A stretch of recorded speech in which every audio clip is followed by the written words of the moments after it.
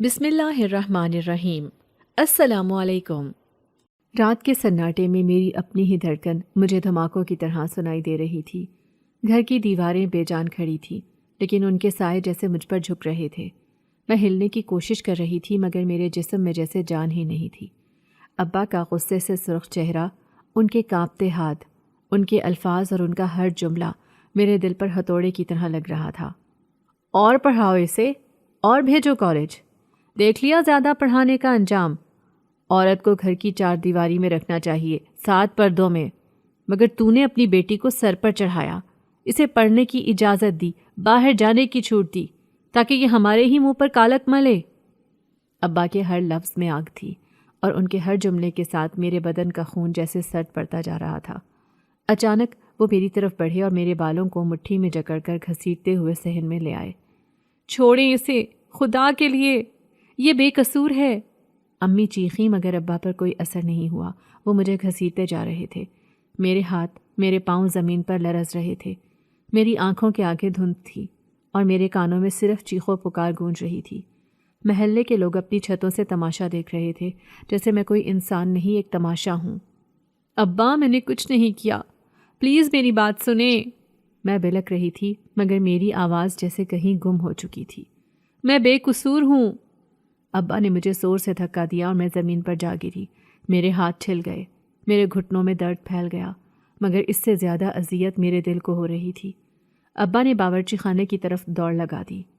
یہ سب ختم ہو جائے گا آج میں اپنی عزت کو خود آگ لگا دوں گا۔ میں یہ نہیں سن سکتا کہ لوگ مجھے بے غیرت کہیں۔ میری آنکھوں میں اندھیرا چھانے لگا۔ ابا کے ہاتھ میں پیٹرول کی بوتل تھی۔ امی نے ان کا راستہ روکنے کی کوشش کی مگر انہوں نے انہیں ایک جھٹکے سے پیچھے دھکیل دیا۔ ابا نہیں، پلیز میری بات تو سنیں، میں نے کچھ نہیں کیا۔ خاموش رہو۔ ابا دھاڑے اور اگلے ہی لمحے پیٹرول مجھ پر انڈیل دیا گیا۔ میری سانسیں اٹکنے لگیں۔ پیٹرول کی تیز بو نے میرے دماغ پر چوٹ کی، جیسے ہزاروں سوئیاں میرے جسم میں چبو دی گئی ہوں۔ مجھے لگا جیسے میں مر چکی ہوں، جیسے ابھی چند ہی لمحوں میں میرا وجود صرف راکھ میں بدلنے والا ہے۔ پھر ابا نے جیب سے جلتا ہوا لائٹر نکالا اور میری طرف اچھال دیا۔ میری آنکھیں خوف سے پوری طرح کھل گئیں۔ میری چیخ میرے حلق میں ہی گھٹ کر رہ گئی۔ میرا دل جیسے سینے سے باہر آ جانے کو تھا۔ اور تب میں نے اسے پہلی بار دیکھا۔ مہوش اٹھ جاؤ بیٹا، آج پھر دیر ہو جائے گی کالج جاتے ہوئے۔ امی کی گھبرائی ہوئی آواز نیند کے پردے چیرتی ہوئی میرے کانوں میں اتری۔ میں نے کروٹ بدلی اور آنکھیں بند رکھنے کی ناکام کوشش کی مگر امی کی بے چینی بڑھ رہی تھی۔ مہوش، تمہیں ابا کے غصے کا اندازہ ہے نا؟ وہ تو پہلے ہی تمہارے کالج جانے پر برہم رہتے ہیں۔ اب اگر دیر ہو گئی تو تم جانتی ہو۔ ابھی امی کی بات مکمل بھی نہ ہوئی تھی کہ ایک بھاری مردانہ آواز سنائی دی۔ ارے کوئی ہے؟ ایک چائے بنا دو مجھے، دکان کھولنے بھی جانا ہے۔ یہ ابا تھے۔ ان کی آواز میں وہی کرختگی، وہی سختی تھی جس نے امی کو ہمیشہ لرزا کر رکھا تھا۔ جیسے ہی ابا کی آواز گونجی، امی سہم گئیں۔ وہ جلدی سے میرے بستر کے پاس آئیں، مجھے ایک بار پھر ہلایا اور پھر فوراً باورچی خانے کی طرف لپکیں جہاں چولہے پر چائے چڑھانی تھی۔ میں نے بادل نخواستہ آنکھیں کھولیں۔ کمرے میں مدھم روشنی تھی۔ باہر سورج نکل چکا تھا لیکن رات کی خنکی ابھی بھی محسوس ہو رہی تھی۔ میں نے تیزی سے ہاتھ منہ دھویا اور سفید شلوار قمیض پہنی جو ہمارے کالج کا یونیفارم تھا۔ ابھی میں ناشتہ کرنے بیٹھی ہی تھی کہ باہر موٹر سائیکل کی آواز گونجی۔ میں فوراً اٹھ کھڑی ہوئی اور اپنا عبایا سنبھالنے لگی۔ امی نے جیسے ہی مجھے ناشتہ چھوڑتے دیکھا بے بسی سے بولی، 2 منٹ رک جاؤ مہوش، ابھی تک تم نے ناشتہ بھی نہیں کیا۔ امی کے لہجے میں ایک ایسی ممتا تھی جو ہمیشہ قربانی دینے پر مجبور کر دی جاتی ہے، مگر ابا کا غصہ وہ ممتا کی فریاد سے کہیں زیادہ طاقتور تھا۔ وہ پیشانی پر شکن ڈال کر بولے، تو کس لیے جاتی ہے کالج؟ آرام سے گھر رہ، ناشتہ کر، کھا پی اور وقت ضائع مت کر۔ میرے سر پر ایک اور بوجھ ڈال دیا تم نے۔ میں جانتی تھی کہ جواب دینا بیکار ہے، اس لیے بس امی کا بازو دبا کر انہیں چپ رہنے کا اشارہ کیا اور خاموشی سے ابا کے پیچھے موٹر سائیکل پر جا بیٹھی۔ سرد ہوا میرے چہرے سے ٹکرائی۔ میں نے اپنے دوپٹے کو مضبوطی سے تھام لیا اور سوچنے لگی کہ کالج جانا میرے لیے صرف پڑھائی کا ذریعہ نہیں تھا، یہ میرا خواب تھا، میری آزادی کا دروازہ، وہ راہ جس پر چل کر میں اپنی امی کے لیے ایک بہتر زندگی بنا سکتی تھی۔ میرے ذہن میں ابا کی باتیں گونج رہی تھیں، مگر ان سے زیادہ میرے حوصلے کی سرگوشیاں بلند تھیں۔ میں کچھ کر دکھانا چاہتی تھی، کچھ ایسا جو میرے وجود کو ایک پہچان دے سکے، جو میری امی کے لیے سکون کا باعث بنے۔ میری زندگی میں زیادہ لوگ نہیں تھے، میں زیادہ میل جول والی لڑکی بھی نہیں تھی، بس میری دنیا میں ایک ہی خاص دوست تھی، فائزہ۔ وہ میری رازدار تھی، میری سب سے قریبی ساتھی۔ ہمارا بچپن ایک ساتھ گزرا تھا، ہم ایک دوسرے سے ہر بات شیئر کرتے، اپنے دکھ سکھ بانٹتے۔ فائزہ کی منگنی ہونے والی تھی اور یہ خبر سن کر میں بے حد خوش تھی۔ اس کی منگنی اس کی پھپھو کے بیٹے واجد سے ہو رہی تھی، مگر سچ کہوں تو مجھے واجد ذرا بھی پسند نہیں تھا۔ وہ لڑکا اپنی حرکتوں سے کسی شریف انسان کا تاثر ہی نہیں دیتا تھا۔ محلے میں کئی بار وہ لڑکیوں کو چھیڑنے کے چکر میں پٹ چکا تھا، مگر اس کے باوجود اس کی وجیح شکل و صورت کی وجہ سے فائزہ اس کی دیوانی تھی۔ میں نے فائزہ کو سمجھانے کی کوشش کی تھی، مگر وہ محبت میں اندھی تھی۔ واجد ایسا نہیں ہے جیسا تم سمجھتی ہو مہوش، وہ مجھ سے محبت کرتا ہے، اس کی عادتیں کچھ الگ ہیں، مگر وہ دل کا برا نہیں۔ میں نے صرف ایک گہری سانس لے کر سر ہلا دیا۔ کچھ لوگ محبت میں اپنی آنکھیں بند کر لیتے ہیں، اور فائزہ بھی شاید انہی میں سے ایک تھی۔ فائزہ کی منگنی کا دن آیا تو میں بہت پرجوش تھی۔ میں نے سوچا تھا کہ رات بھر گانے بجانے کا خوب اہتمام ہوگا۔ میں نے خاص طور پر ایک نئی پائل لی تھی جو چلتے وقت خوب جھنکار بکھیرتی تھی۔ منگنی کی تقریب میں لڑکیاں ڈھولک پر ٹپے گا رہی تھیں، میں بھی خوب ناچی، خوشی میں جھوم رہی تھی، مگر درمیان میں مجھے بار بار ایسا لگا جیسے کوئی مجھے گھور رہا ہو۔ میں نے نظریں دوڑائیں اور واجد کی تیز نظریں مجھ پر جمی ہوئی دیکھی۔ ایک پل کے لیے تو میرے دل میں گھبراہٹ دوڑ گئی۔ یہ تو فائزہ کا منگیتر ہے، اسے مجھ پر نظریں گاڑنے کی کیا ضرورت؟ میں نے خود کو سمجھانے کی کوشش کی، شاید وہ بس یوں ہی دیکھ رہا ہو، کوئی بری نیت نہیں تھی۔ لیکن پتہ نہیں کیوں اس کی آنکھوں میں ایک عجیب سی چمک تھی، جیسے کوئی خفیہ بات ہو، جیسے کوئی مکروہ خیال پنپ رہا ہو۔ منگنی کی تقریب پورے زور و شور سے جاری تھی۔ ڈھولک کی تھاپ، تالیوں کی گونج، خوشیوں سے دمکتے چہرے اور کہکہوں کی گونج میں سب کھوئے ہوئے تھے، مگر میں بار بار خود کو کسی کی نظروں میں جکڑا ہوا محسوس کر رہی تھی۔ مجھے ایسا لگ رہا تھا جیسے نیم کے درخت کے پیچھے سے کوئی مجھے گھور رہا ہو، مگر جب بھی میں اس طرف دیکھتی وہاں سوائے ایک کبوتر کے کچھ بھی نہ ہوتا۔ میں نے خود کو سمجھایا کہ یہ میرا وہم ہے اور تقریب کے شور شرابے میں مشغول رہنے کی کوشش کی، مگر پھر میں ڈھولک کی تھاپ پر جھوم رہی تھی۔ خوشی میں سب کچھ بھلا کر میں پورے دل سے ناچ رہی تھی۔ پھر اچانک میرے کندھے پر رکھا دوپٹہ آہستہ آہستہ سرکنے لگا، جیسے کسی نے نرمی سے اسے کھینچا ہو۔ میں نے گھبرا کر فوراً دوپٹے کو پکڑنا چاہا، مگر وہ بغیر کسی ہاتھ کے خود بخود دوبارہ اپنی جگہ پر آ گیا۔ میری سانس لمحے بھر کے لیے حلق میں اٹک گئی۔ یہ سب کیا ہو رہا تھا؟ آج ہوا میں ایک عجیب سی کشش تھی، جیسے کوئی اندیکھی طاقت میرے آس پاس منڈلا رہی ہو۔ رات کا اندھیرا بھی آج زیادہ گہرا لگ رہا تھا، چاند کی روشنی مدھم پڑ چکی تھی۔ میرا دل کانپنے لگا، یہ کوئی عام رات نہیں تھی۔ اب میں مزید ناچنے کے موڈ میں نہیں تھی، اس لیے میں دبے قدموں اپنی امی کے پاس جا کر بیٹھ گئی۔ میرا ماتھا پسینے سے تر تھا، مگر ایک سرد ہوا کے جھونکے نے میرے چہرے کو چھوا اور پسینہ پل بھر میں خشک ہو گیا۔ یہ احساس نیا تھا، یہ خوف نیا تھا، اور یہ شرم بھی نہیں تھی۔ مجھے ایسے لگ رہا تھا جیسے کوئی مجھے مسلسل دیکھ رہا ہے، کوئی ایسی آنکھیں جو نظر نہیں آ رہی تھی، مگر میرا ہر لمحہ، ہر حرکت ان کی نظروں میں تھی۔ منگنی کی تقریب ختم ہونے کے بعد میں اور فائزہ گپ شپ میں مصروف ہو گئیں۔ وقت کا اندازہ ہی نہ ہوا۔ جب رات کے 1 بجے کا گھنٹا ٹھنڈی ہوا کے جھونکوں میں بجا تو امی نے مجھے آواز دی، مہوش چلو بیٹا، بہت رات ہو گئی ہے۔ ہم دونوں ماں بیٹی گلی میں نکل آئیں۔ ہر طرف سناٹا چھایا ہوا تھا، دور کہیں کوئی کتا بھونک رہا تھا، اور کبھی کبھار کسی درخت کی سوکھی شاخ زمین پر گرتی تو ماحول مزید خوفناک ہو جاتا۔ راستہ سنسان تھا، لیکن مجھے لگ رہا تھا جیسے کوئی ہمارے پیچھے آہستہ آہستہ قدم رکھ رہا ہو۔ میں نے مڑ کر دیکھا، مگر وہاں کچھ بھی نہ تھا۔ یہ میرا وہم ہے، بس میرا وہم ہے، میں نے خود کو سمجھایا اور اپنی رفتار تیز کر دی۔ لیکن پھر اچانک مہوش، میرے قدم منجمد ہو گئے۔ کسی نے میرا نام لیا تھا، مگر امی کے علاوہ وہاں کوئی نہیں تھا۔ میں نے جھرجھری لے کر امی کے قریب ہو کر چلنا شروع کر دیا۔ پھر اچانک میرا پاؤں ایک جھاڑی سے ٹکرایا اور میرا کھسا پیر سے نکل کر زمین پر جا گرا۔ میں گھٹنوں کے بل بیٹھی اور جیسے ہی کھسا اٹھانے کے لیے ہاتھ بڑھایا، میں نے دیکھا کہ ایک ہاتھ کے فاصلے پر میری پائل بھی گری ہوئی تھی۔ میرے دل میں ایک خوف کی لہر دوڑ گئی۔ یہاں میری پائل کیسے گری؟ ابھی میں نے ہاتھ بڑھایا ہی تھا کہ اچانک کسی نے مجھ سے پہلے پائل اٹھا لی۔ میں نے تیزی سے سر اٹھایا مگر وہاں کوئی بھی نہیں تھا، بس ہوا میں پائل کی ہلکی سی جھنکار بکھری ہوئی تھی۔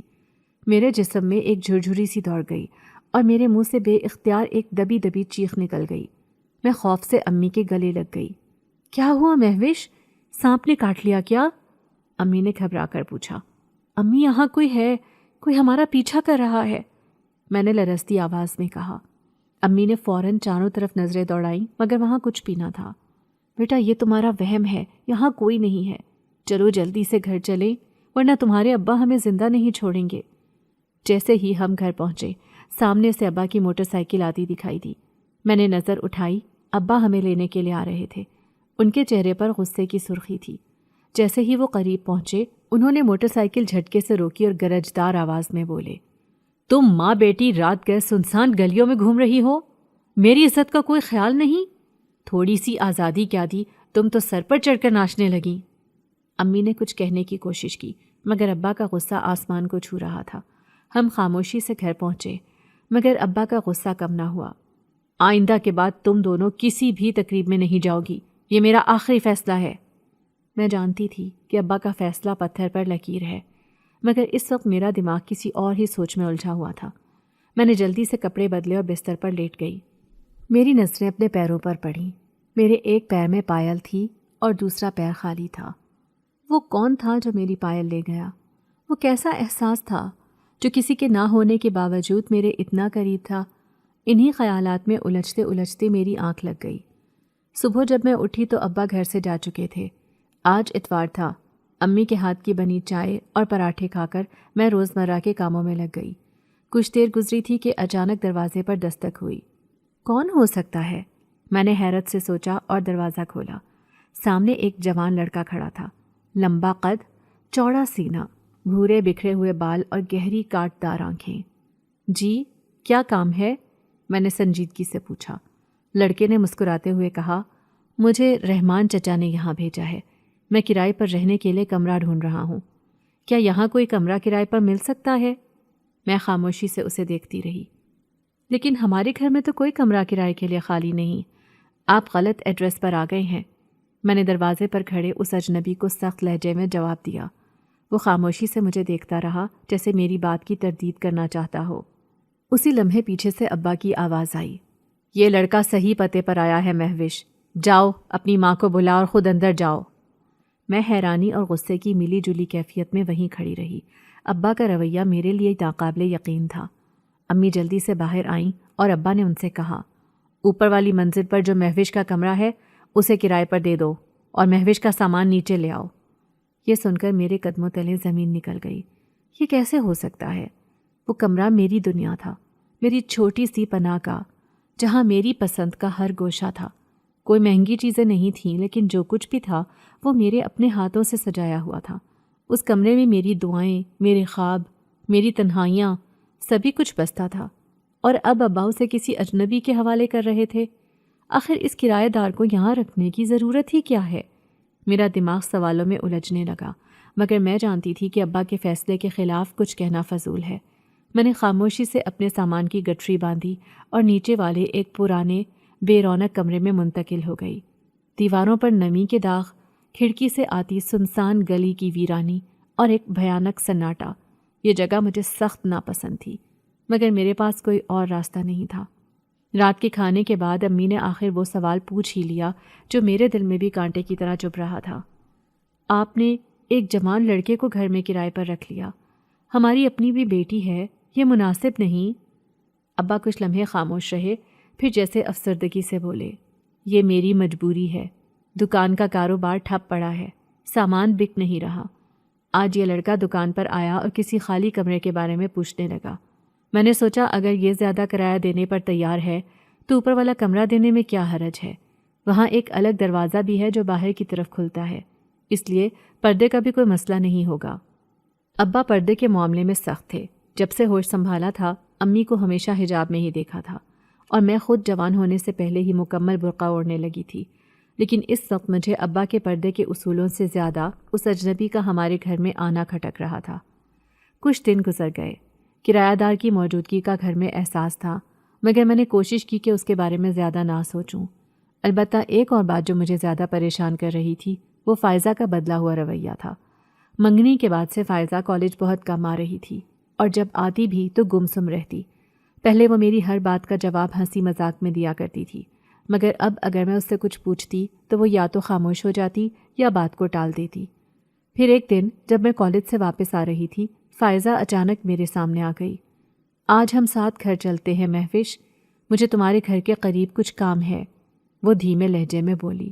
ایسا کیا کام ہے؟ مجھے حیرت ہوئی۔ فائزہ نے ایک پل کو تذبذب کا مظاہرہ کیا، پھر بولی، میں نے تمہارے پڑوس میں ایک درجن کو کچھ کپڑے دیے تھے سلائی کے لیے، وہی لینے ہیں۔ مگر میرے پڑوس میں تو کوئی درجن نہیں رہتی، تم نے کپڑے کس کو دیے تھے؟ مجھے فائزہ کی بات عجیب لگی۔ میں نے سوال کیا۔ یہ سنتے ہی فائزہ ہچکچا گئی۔ اس کا چہرہ ایک پل کے لیے متزلزل ہوا، مگر پھر اس نے تیزی سے کہا، وہ کچھ دن پہلے ہی تمہارے محلے میں شفٹ ہوئی ہے، اس کا گھر بس تھوڑا سا آگے ہے۔ فائزہ مجھے ایک پرانے مکان کے سامنے لے آئی۔ یہ مکان عرصے سے خالی پڑا تھا، اتنا خستہ حال تھا کہ کوئی اسے کرائے پر لینے کی ہمت نہ کرتا۔ بارشوں نے اس کی دیواروں کو کمزور کر دیا تھا، چھت پر کائی جمی ہوئی تھی اور اندر سے ایک بسانت سی آ رہی تھی، وہ مخصوص سیلن بھری بو جو برسوں سے بند جگہوں میں بسیرا کر لیتی ہے۔ یہاں کون رہتا ہے؟ میں نے ناپسندیدگی سے ناک سے کوڑی۔ یہ تو ویران جگہ لگتی ہے، یہاں کچھ دن پہلے ہی لوگ آئے ہیں، فائزہ نے دھیرے سے کہا۔ بس تم چند لمحے رکنا، میں ابھی آئی۔ یہ کہہ کر وہ تو اندر چلی گئی۔ میں اکیلی کھڑی ہو کر ادھر ادھر دیکھنے لگی۔ چاروں طرف خاموشی تھی، بس کہیں دور سے کسی الو کی آواز آ رہی تھی۔ میں نے محسوس کیا کہ مکان کے اندرونی دروازے پر کسی کا سایہ ہلکا سا لرزا۔ یہ کیسی جگہ ہے؟ یہاں تو کچھ بھی نارمل محسوس نہیں ہو رہا۔ اچانک مجھے اندر سے ہلکی سی سرگوشی سنائی دی۔ مہوش! میرا دل زور سے دھڑکا۔ یہ فائزہ کی آواز نہیں تھی۔ میں نے ایک قدم پیچھے ہٹایا۔ فائزہ، تم اندر ہو؟ میں نے کانپتی ہوئی آواز میں پکارا۔ کوئی جواب نہیں آیا۔ میرے ارد گرد کی فضا اچانک ٹھنڈی ہونے لگی۔ ہوا رک گئی تھی، مگر میرے کانوں میں جیسے بہت سی سرگوشیاں گونجنے لگیں۔ یہاں مت آؤ، یہ جگہ تمہارے لیے نہیں ہے۔ میں نے اپنی سانسیں قابو میں رکھنے کی کوشش کی۔ فائزہ، اگر تمہیں کام ہو چکا ہے تو چلو، مجھے یہاں مزید نہیں رکنا۔ کبھی کبھی دھوکہ دینے والے چہرے اپنوں کے ہی ہوتے ہیں، اور کبھی غیر ہماری عزت کے سب سے بڑے محافظ بن جاتے ہیں۔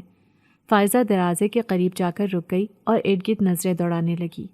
مہوش، تم یہیں رکو، میں باہر جا کر دیکھتی ہوں کہ ہم صحیح پتے پر آئے ہیں یا نہیں۔ مجھے اس کی بات کچھ عجیب لگی۔ یہ وہی گھر تھا جسے میں ہمیشہ سے سنسان اور ویران دیکھتی آئی تھی۔ یہاں کون رہنے آ گیا تھا؟ اور سب سے بڑھ کر فائزہ اتنی گھبرائی ہوئی کیوں تھی؟ وہ کہہ کر تیزی سے باہر نکلی۔ میں چند لمحے وہیں کھڑی رہی، لیکن ایک بے چینی سی میرے وجود میں سرایت کر چکی تھی۔ مجھے کچھ ٹھیک محسوس نہیں ہو رہا تھا۔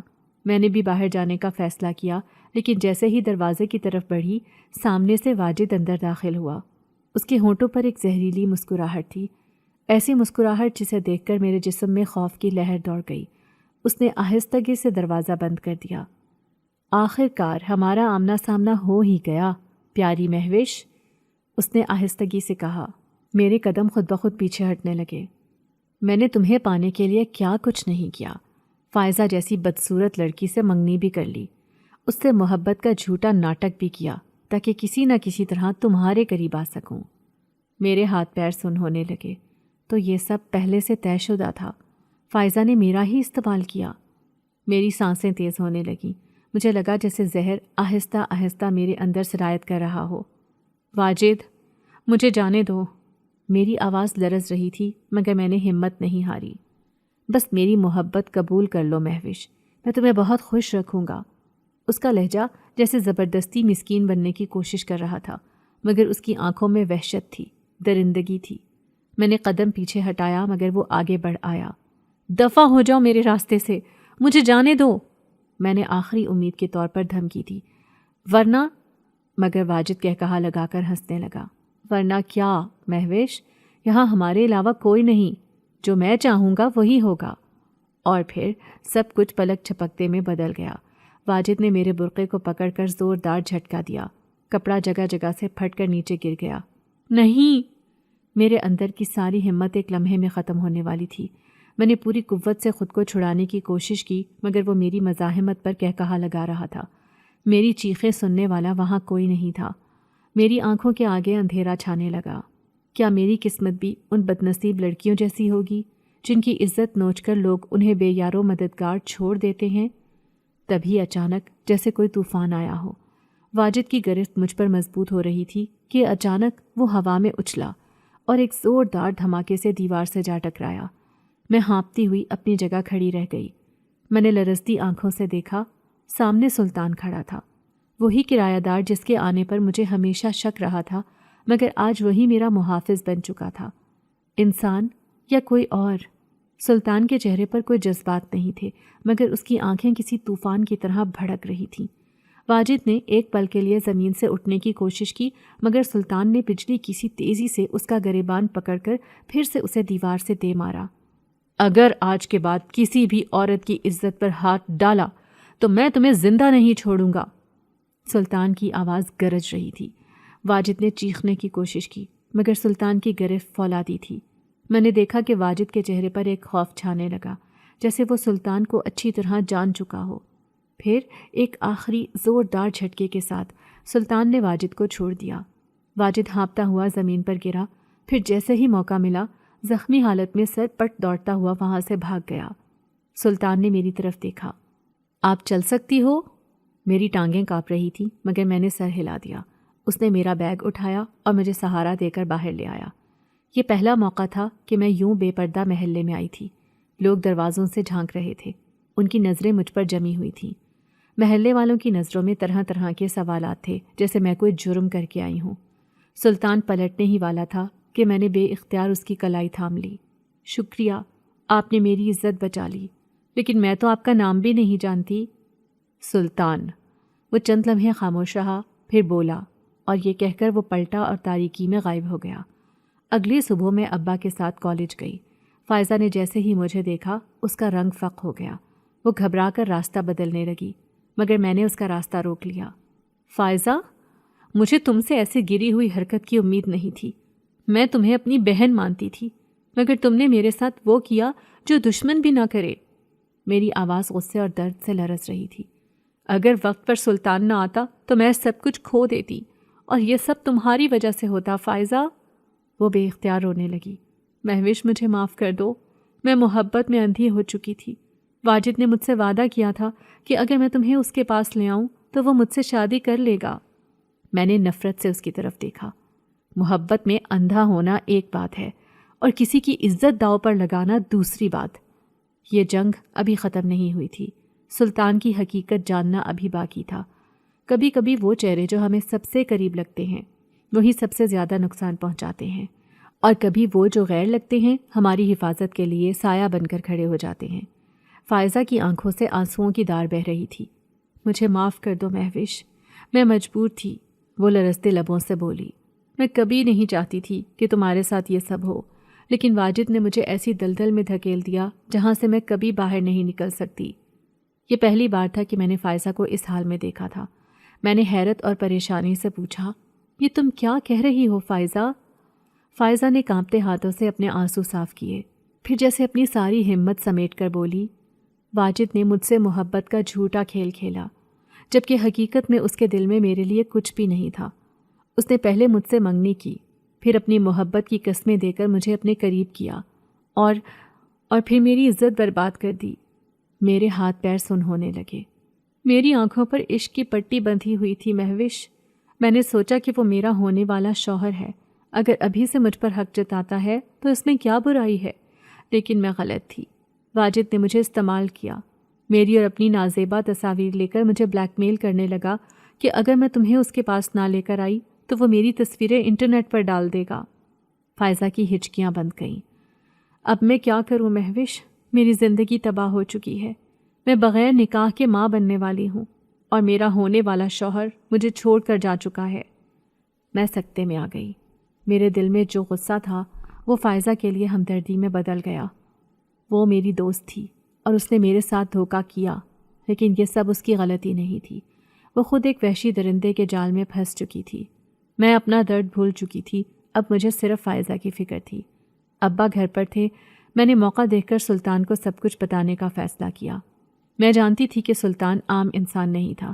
میں نے اپنی آنکھوں سے دیکھا تھا کہ وہ واجد کو کس طرح دیوار سے اٹھا کر زمین پر پٹخ رہا تھا، جیسے وہ انسان نہیں بلکہ کوئی اور چیز ہو۔ شاید وہ فائزہ کے لیے کچھ کر سکے، یہ سوچ کر میں سیدھا سلطان کے کمرے کی طرف بڑھ گئی۔ اوپر والی منزل پر جانے والی سیڑھیاں لکڑی کی تھیں۔ جیسے ہی میں نے قدم رکھا ان میں سے چرچراہٹ کی آواز گونجی۔ سامنے سلطان کا کمرہ تھا، لیکن جیسے ہی میں قریب پہنچی میں نے محسوس کیا کہ دروازے کے نیچے سے ہلکی سی نیلی روشنی جھلک رہی تھی۔ میرا دل زور زور سے دھڑکنے لگا۔ یہ روشنی کہاں سے آ رہی ہے؟ میں نے ہولے سے دروازے کو دھکیلا۔ اندر داخل ہوتے ہی میرا سانس حلق میں اٹک گیا۔ کمرے کے وسط میں سلطان کھڑا تھا، مگر اس کا چہرہ نیم اندھیرے میں تھا۔ دیواروں پر عجیب سے نقوش کندہ تھے، جیسے کوئی قدیم تحریر ہو۔ ایک طرف رکھے آئینے میں دھندلے سائے لرز رہے تھے، جیسے کسی اور دنیا کی جھلک ہو۔ مجھے ایسا لگا جیسے وہاں کوئی اور بھی موجود ہو، کوئی جو نظر نہیں آ رہا تھا۔ اچانک سلطان نے نظریں اٹھائیں اور مجھے دیکھا۔ اس کی آنکھیں، وہ عام آنکھیں نہیں تھیں۔ وہ نیلی روشنی سلطان کی آنکھوں سے نکل رہی تھی۔ یہ حقیقت تھی یا میرا وہم؟ میں پیچھے ہٹنے لگی، لیکن سلطان کے چہرے پر کوئی پریشانی نہیں تھی۔ اس نے عام سے لہجے میں پوچھا جیسے کچھ ہوا ہی نہ ہو، تم یہاں کیا کر رہی ہو مہوش؟ میں نے جلدی سے خود کو سنبھالا۔ میں تم سے ایک ضروری بات کرنے آئی ہوں، مگر میں نے کمرے کی دیواروں پر نظر ڈالی۔ اب وہاں کچھ بھی نہیں تھا۔ وہ عجیب نقش و نگار، نہ وہ نیلی روشنی اور نہ ہی آئینے میں لرزتے سائے۔ کیا میں نے سب کچھ وہم میں دیکھا تھا؟ میرے دل میں بے شمار سوال اٹھنے لگے، لیکن میں نے ان سب کو جھٹک کر اصل بات پر توجہ دی۔ میں نے سلطان کو واجد کی بربریت اور فائزہ کی بربادی کے بارے میں سب کچھ بتا دیا۔ اگر واجد کو نہ روکا گیا تو وہ مزید لڑکیوں کی زندگیاں تباہ کر دے گا۔ کیا تم کچھ کر سکتے ہو؟ میں نے بے چینی سے پوچھا۔ سلطان نے میری بات بہت خاموشی سے سنی، پھر اس نے گہری سانس لی اور کہا، جو ہونا تھا وہ ہو چکا، مگر واجد کی سزا ابھی باقی ہے۔ اس کے لہجے میں ایسی گونج تھی جیسے وہ کوئی عام بات نہیں کہہ رہا تھا بلکہ ایک پیش گوئی کر رہا تھا۔ میرے اندر ایک انجانا خوف جاگنے لگا۔ تم واجد کے ساتھ کیا کرو گے سلطان؟ میں نے آہستگی سے پوچھا۔ سلطان نے ایک پل کے لیے مجھے غور سے دیکھا، پھر مسکرا دیا۔ فکر مت کرو، جو ہونا چاہیے وہی ہوگا۔ یہ کہتے ہی اس نے کھڑکی کی طرف دیکھا۔ مجھے ایسا لگا جیسے اس کی آنکھوں میں روشنی پھر سے چمک اٹھی ہو، مگر میں خود کو سمجھانے لگی کہ یہ میرا وہم ہوگا۔ لیکن کیا یہ واقعی میرا وہم تھا یا سلطان کی حقیقت کچھ اور تھی؟ یہ سب سوچتے ہوئے میں نیچے اتری، مگر میرے دل میں بے چینی کی لہر دوڑ رہی تھی۔ کہیں میں کسی ایسی حقیقت کے قریب تو نہیں جا رہی جو انسانی سمجھ سے بالا تر ہو؟ کچھ زخم زندگی بھر نہیں بھرتے، کچھ چہرے ہمیشہ یادوں میں زندہ رہتے ہیں، اور کچھ حقیقتیں اتنی بھیانک ہوتی ہیں کہ انسان ان سے نظریں چرانے لگتا ہے۔ فائزہ کی خودکشی کی خبر جیسے ہی میرے کانوں میں پڑی تو میرے پیروں تلے سے زمین نکل گئی۔ یہ نہیں ہو سکتا۔ میری آنکھوں کے سامنے اس کا مسکراتا ہوا چہرہ گھومنے لگا۔ وہی فائزہ جس کے ساتھ میں نے بچپن کے دن گزارے تھے، ہنسی مذاق کیے تھے، خواب دیکھے تھے۔ وہی فائزہ آج مٹی میں دفن ہونے والی تھی۔ اسے مرنے پر کس نے مجبور کیا؟ واجد نے۔ وہی واجد جو ایک خبیث انسان تھا، جس نے پہلے اس کا دل توڑا، پھر اس کی عزت برباد کی اور آخر میں اسے خودکشی پر مجبور کر دیا۔ فائزہ کے جنازے پر پورا محلہ موجود تھا، مگر چہرے پر افسوس سے زیادہ چغلی اور افواہوں کا رنگ تھا۔ لڑکی ذات کا انجام ایسا ہی ہوتا ہے جب وہ بے راہ روی اختیار کر لے، پہلے منگنی، پھر لڑکے کا چھوڑ دینا، اور پھر یہ سب۔ بس نصیب خراب تھا اس کا۔ لڑکیوں کو حدود میں رہنا چاہیے۔ میرا خون کھولنے لگا۔ یہ واجد کا کیا دھرا تھا، مگر الزام صرف فائزہ پر لگایا جا رہا تھا۔ میری آنکھوں سے آنسو گرنے لگے، مگر میں جانتی تھی کہ یہ صرف دکھ کے آنسو نہیں تھے بلکہ غصے اور بے بسی کے بھی تھے۔ فائزہ کی تدفین کے بعد میں جیسے ہی گھر پہنچی، امی نے میرا چہرہ اترا ہوا پایا اور مجھے چپکے سے اپنے سینے سے لگا لیا۔ بیٹا، جو ہونا تھا ہو گیا، اب تم اپنی فکر کرو۔ امی کی بات سن کر میں چونک گئی۔ میری فکر؟ کیا مطلب امی؟ میں نے حیرانی سے پوچھا۔ امی نے گہری سانس لی۔ واجد نے محلے میں تمہارے اور سلطان کے بارے میں گندی باتیں پھیلانا شروع کر دی ہیں۔ میرا دل دہل گیا۔ کیا؟ امی کی آنکھوں میں خوف تھا۔ لوگ کہہ رہے ہیں کہ تم اور سلطان اس سنسان گھر میں دن دہاڑے اکیلے تھے اور تم بے پردہ حالت میں وہاں سے نکلی تھی۔ میرے پورے بدن میں سنسناہٹ دوڑ گئی۔ یہ سب جھوٹ ہے امی، آپ جانتی ہیں کہ ایسا کچھ نہیں ہوا۔ امی نے میرا ہاتھ تھام لیا۔ بیٹا سچائی کسی کو نہیں دکھتی، لوگ صرف وہی دیکھتے ہیں جو وہ دیکھنا چاہتے ہیں۔ محلے میں یہ افواہیں پھیلتے پھیلتے آخرکار ابا کے کانوں تک بھی پہنچ گئیں۔ ابا اس دن دکان سے جلدی گھر آئے۔ جیسے ہی دروازہ کھولا ان کا چہرہ لال انگارا ہو رہا تھا۔ ابھی میں کمرے میں داخل ہونے ہی والی تھی کہ ایک زوردار تھپڑ میرے چہرے پر پڑا۔ کیا میں نے یہی دن دیکھنے کے لیے تمہیں پال پوس کر بڑا کیا تھا؟ ابا دھاڑے۔ امی دوڑ کر آئیں۔ سنیں، پہلے بات تو سنیں۔ کیا سنوں؟ یہ کہ میری بیٹی کی عزت محلے بھر میں نیلام ہو رہی ہے۔ ابا غصے میں اوپر گئے، سلطان کے کمرے میں گھس کر اس کے سارے کپڑے اور سامان کو اٹھا کر باہر پھینک دیا۔ یہ تماشا پورا محلہ دیکھ رہا تھا۔ سلطان ابھی تک گھر پر نہیں آیا تھا، مگر اس کا نکالا جانا اب طے تھا۔ جب سلطان شام کو گھر آیا تو اس نے یہ سب دیکھا اور بغیر کچھ کہے ابا کے قدموں میں گر گیا۔ ابا، میں بے قصور ہوں۔ میں آپ کی بیٹی کی عزت کی حفاظت کے لیے آیا تھا، نہ کہ اسے خراب کرنے کے لیے۔ مگر ابا کی آنکھوں پر بدنامی کی پٹی بندھی ہوئی تھی۔ بکواس بند کرو، میں نے سب سن لیا ہے، اب نکل جاؤ میرے گھر سے۔ ابا نے غصے میں باورچی خانے سے پٹرول اٹھایا اور میرے اوپر چھڑک دیا۔ امی چیختی رہیں مگر ابا کو کچھ سنائی نہیں دے رہا تھا۔ آج میں اپنی عزت کو خود آگ لگا دوں گا، یہ کہہ کر ابا نے جلتا ہوا لائٹر مجھ پر پھینک دیا۔ لیکن جیسے ہی لائٹر میرے بھیگے دوپٹے پر گرا، آگ بھڑکنے کے بجائے جیسے دم توڑ گئی۔ میں حیرت سے زمین پر پڑے لائٹر کو دیکھ رہی تھی، جو جل رہا تھا مگر مجھے جلا نہیں رہا تھا۔ یہ کیسے ممکن تھا؟ پھر میں نے سلطان کی طرف دیکھا۔ اس کی آنکھوں سے نیلے رنگ کی چمک نکل رہی تھی۔ یہ عام انسان نہیں ہے۔ سلطان آگے بڑھا اور اپنے گلے سے ایک تعویذ اتار کر میرے گلے میں ڈال دیا اور پھر خاموشی سے گھر سے چلا گیا۔ 2 دن بعد ہمارے گھر کچھ مہمان آئے، 2 عورتیں، 2 مرد اور واجد۔ میری آنکھوں میں آگ بھر گئی۔ واجد کی ماں نے مٹھائی کا ٹوکرا ابا کے سامنے رکھا اور کہا، ہم اپنے بیٹے کے لیے آپ کی بیٹی کا رشتہ لے کر آئے ہیں۔ کیا؟ یہ زخموں پر نمک چھڑکنے والی بات تھی۔ آپ کو تو معلوم ہے کہ واجد کی پہلی منگنی فائزہ سے تھی، مگر وہ اب اس دنیا میں نہیں رہی۔ واجد کی ماں بولی، اور آپ کو لگتا ہے کہ میں اس درندے سے شادی کرنے کے لیے ہاں کہہ دوں گی؟ میں نے تلخی سے کہا۔ تبھی واجد ہنس کر بولا، تو تم سے شادی کرے گا کون؟ تم تو پہلے ہی پورے محلے میں بدنام ہو چکی ہو مہوش بی بی۔ مجھے لگا جیسے کسی نے مجھے زندہ دفن کر دیا ہو، مگر میں خاموش رہنے والی نہیں تھی۔ زندگی کبھی کبھی ایسے موڑ پر آ کھڑی ہوتی ہے جہاں ہر راستہ اندھیرے میں گم ہوتا ہے۔ تم چاہے کتنا ہی چیخو، رو لو، دعا کرو، کوئی تمہاری پکار نہیں سنتا۔ اگر کوئی سنتا ہے تو وہ یا تو تمہاری بربادی کا تماشا دیکھنے کے لیے موجود ہوتا ہے یا تمہاری بے بسی پر ہنسی اڑانے کے لیے۔ میں بھی آج اسی موڑ پر کھڑی تھی۔ واجد کی ماں، اس کی بہن اور خود واجد، سب نے مل کر مجھ پر بدنامی کی مہر ثبت کر دی تھی۔ میں نے ایسا کچھ نہیں کیا جس سے میں بدنام ہو جاؤں۔ یہ سب تمہارا کھیل ہے اور اسے ذہن سے نکال دو کہ میں تم سے شادی کروں گی۔ میں نے غصے سے کہا مگر میری آواز لرز رہی تھی، جیسے میرے اپنے الفاظ کو بھی یقین نہ ہو کہ میرے ساتھ یہ سب ہو رہا ہے۔ میرے انکار پر واجد کی بہن فوراً آگے بڑھی۔ جس لڑکی کی عزت داؤ پر لگی ہو اس کی زبان اتنی لمبی نہیں ہوتی، تمہیں پتہ ہونا چاہیے۔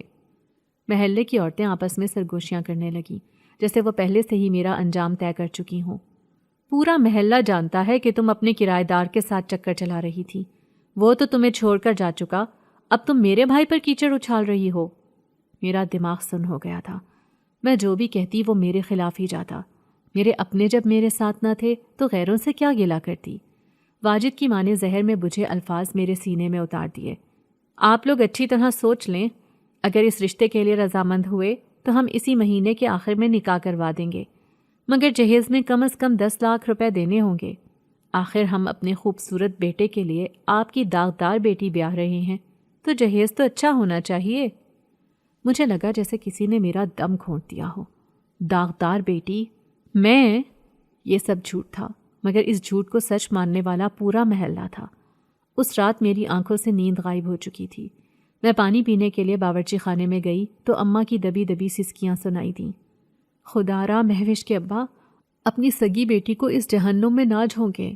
آپ جانتے ہیں کہ واجد اور اس کا خاندان کس قدر کمزرف اور لالچی ہیں، پلیز ایسا نہ کریں۔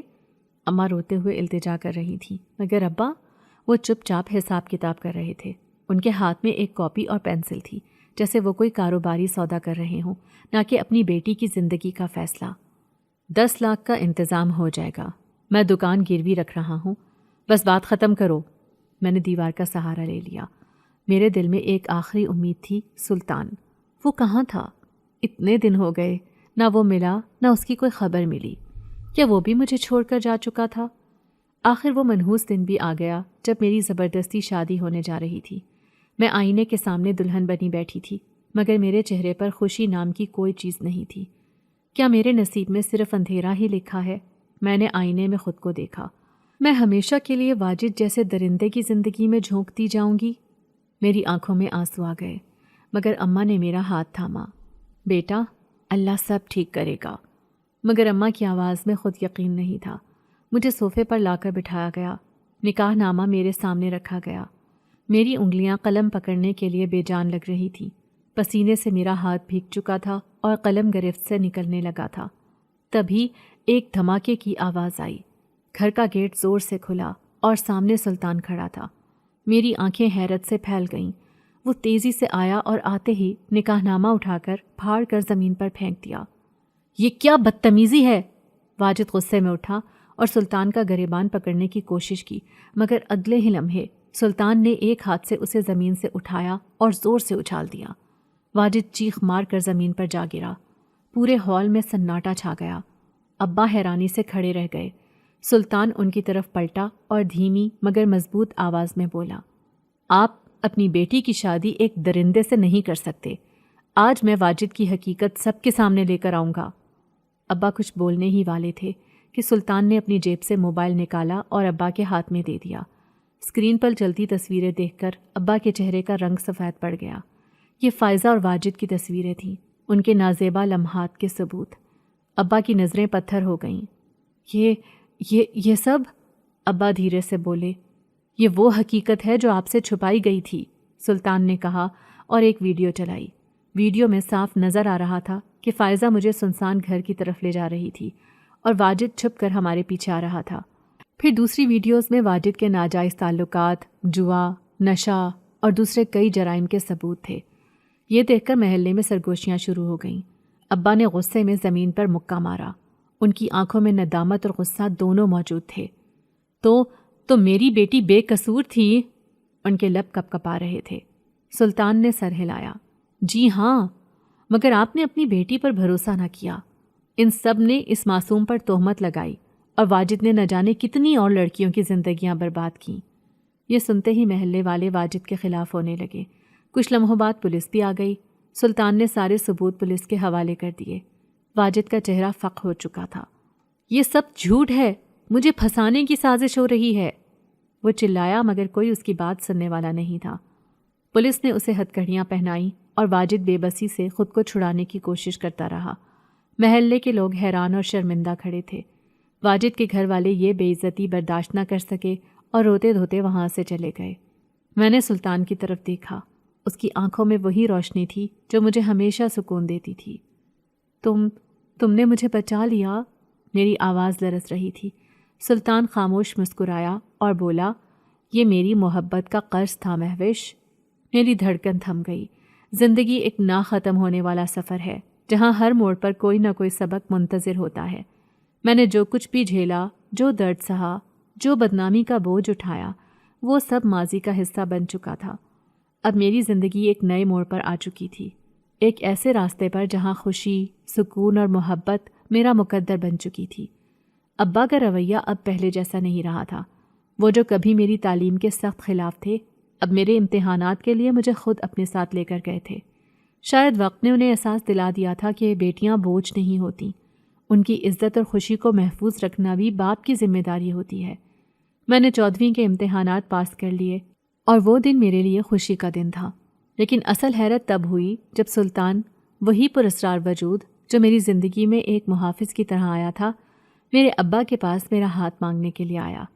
مجھے آج بھی یاد ہے جب سلطان ابا کے سامنے کھڑا تھا۔ اس کی آنکھوں میں وہی وقار اور گہری چمک تھی جو ہمیشہ مجھے حیران کر دیتی تھی۔ میں مہوش سے شادی کرنا چاہتا ہوں، سلطان نے مضبوط لہجے میں کہا۔ ابا جو کبھی سلطان کو بدنامی کی وجہ سمجھتے تھے اب خاموشی سے اس کی طرف دیکھ رہے تھے۔ وقت نے انہیں بہت کچھ سکھا دیا تھا۔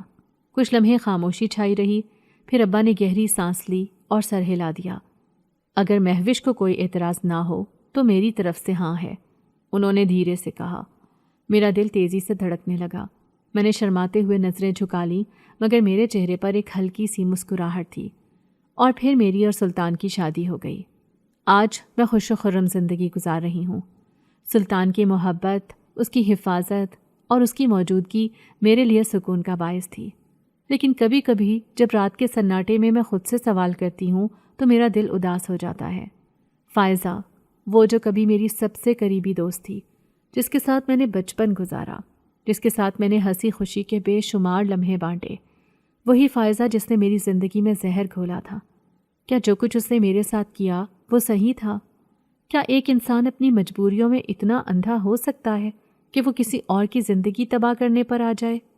کیا واقعی جب انسان بے بس ہو جائے تو وہ کسی بھی حد تک جا سکتا ہے؟ کیا یہ جائز ہے؟ مجھے نہیں معلوم۔ میں نے فائزہ کو معاف کر دیا ہے، کیونکہ میں جانتی ہوں کہ اصل گنہگار تو واجد تھا، لیکن پھر بھی اس کے جانے کا دکھ ہمیشہ میرے دل میں رہے گا۔ اللہ اس کی مغفرت فرمائے اور اسے سکون عطا کرے۔ تو آپ کیا سوچتے ہیں؟ اگر آپ میری جگہ ہوتے؟ ہماری آج کی کہانی آپ کو کیسی لگی؟ کمنٹ کر کے ضرور بتائیے گا، اور ہمارے چینل کو لائک، سبسکرائب اور شیئر کرنا نہیں بھولیے گا۔ ساتھ ہی ساتھ بیل آئیکن کو بھی پریس کر دیجیے تاکہ ہماری ہر آنے والی نئی کہانی کا نوٹیفیکیشن آپ کو بر وقت مل سکے۔